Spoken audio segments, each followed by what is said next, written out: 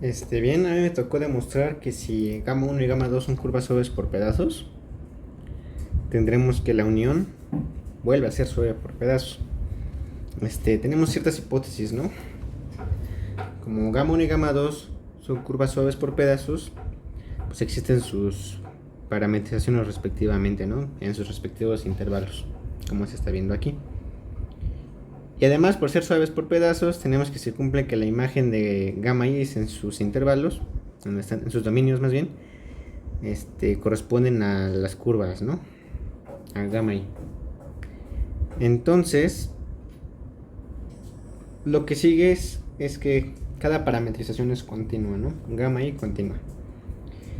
Y la tercera característica de que sean suaves por pedazos es que existen particiones de gamma 1 y gamma 2 en sus respectivos intervalos, las cuales se definen de esta manera, tal que T0 corresponde al extremo inicial, TK corresponde al extremo final de cada una de las particiones, ¿no? Las definimos con estos superíndices para diferenciarlas, donde la parametrización en los abiertos es de clase C1, tal que las derivadas en T son distintas de 0 para cualquier T que esté en el abierto.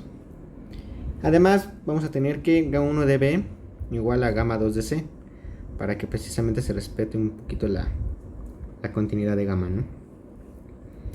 Entonces tenemos que demostrar estas mismas tres cosas, pero para la unión, ¿no? Esto es para cada una de las curvas. Nosotros tenemos que demostrar que la curva que surge de la unión también va a cumplir estas tres cosas, ¿no? Entonces tenemos que exhibir una parametrización que precisamente cumpla con estos tres puntos, ¿no? Vamos a proponer la siguiente parametrización, que fue un poquito la que estuvimos viendo en clase, que es la suma en este intervalo, tal que la suma en T es igual a gamma 1 de T si T está en el AB, y gamma 2 de T menos B más C si T está en este otro intervalo. Entonces tenemos que demostrar que que la imagen de gamma en el intervalo corresponde a gamma mayúscula, y que pues esta la definimos como la unión de gamma 1 y gamma 2, ¿no?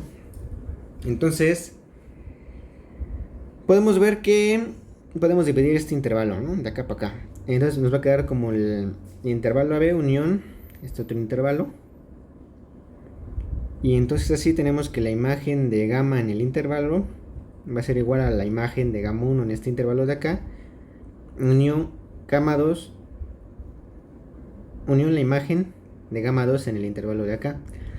Ya por hipótesis sabemos que la imagen de gamma 1 en este intervalo es gamma 1 mayúscula, ¿no? La curva 1 vamos a llamarle. Pero no sabemos qué sucede acá. En clase vimos un poquito esta relación, ¿no? O sea, ¿qué sucede si T está en este intervalo? Pues en particular T está entre estos dos números. Esto pasa solamente si T menos B está entre estos otros dos. Y esto sucede solamente si T menos B más C, que es como definimos a la parametrización, está en el CD.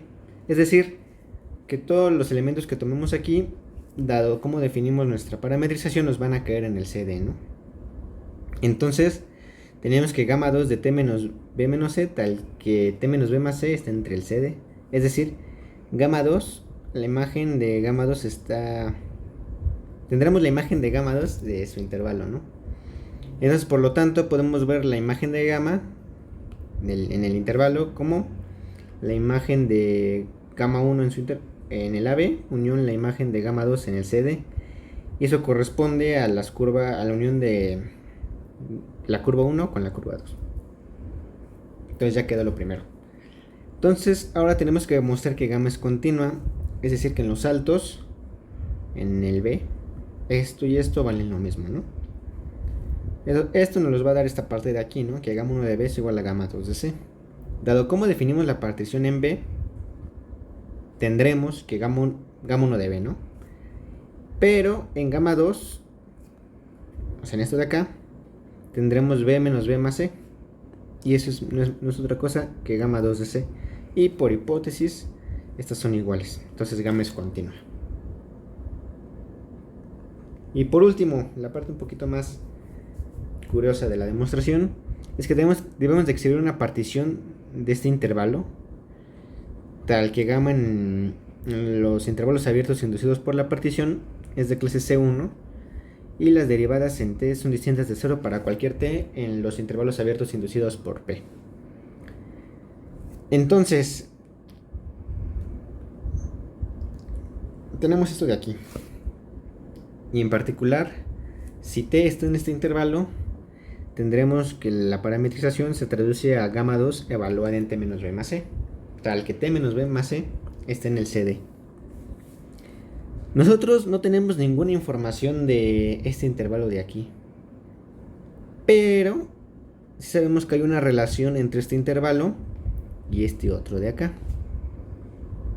Entonces vamos a construir la partición de este intervalo dado la que ya tenemos del CD. Es decir, definiremos P2' partición de B, bueno, de este intervalo, tal que para toda TI, elemento de la partición en P2, o sea del CD, existe un elemento en lo que será la partición de este intervalo de acá, tal que podemos ver estos de aquí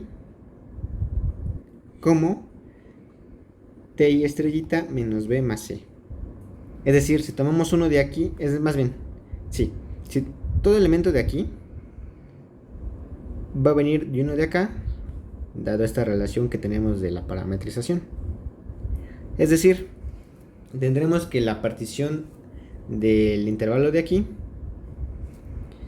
se definirá como todos los elementos TI estrellita 2, tales que TI estrellita es igual a algún elemento de la partición del CD más B menos C. Es decir, vamos a pasar de la partición de aquí a la de acá. Y en base a eso construiremos la partición del intervalo B más C menos D. Exacto. Entonces, así ya tenemos que respecto a la partición de P2 del CD, P2 corresponde a la partición de CD, tendremos que para cualquier T en los intervalos abiertos inducidos por la partición P2', o sea de este intervalo, tendremos que existe una T gorrito en el intervalo de P2 del CD de esta forma. Entonces definimos P igual a la unión de P1, unión P2'. Y esta va a ser nuestra partición del intervalo de la B más C menos D. Entonces, por un lado tendremos que P tiene los elementos de la partición de AB. Y en particular tendremos la partición de este intervalo, pero tales que cada uno de los elementos corresponde con cierta relación a los elementos de la partición del CD.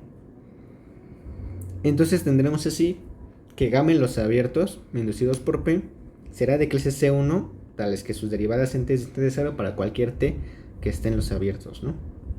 Y se cumple porque si t está en algún abierto contenido en AB, o sea, si está en alguno de estos,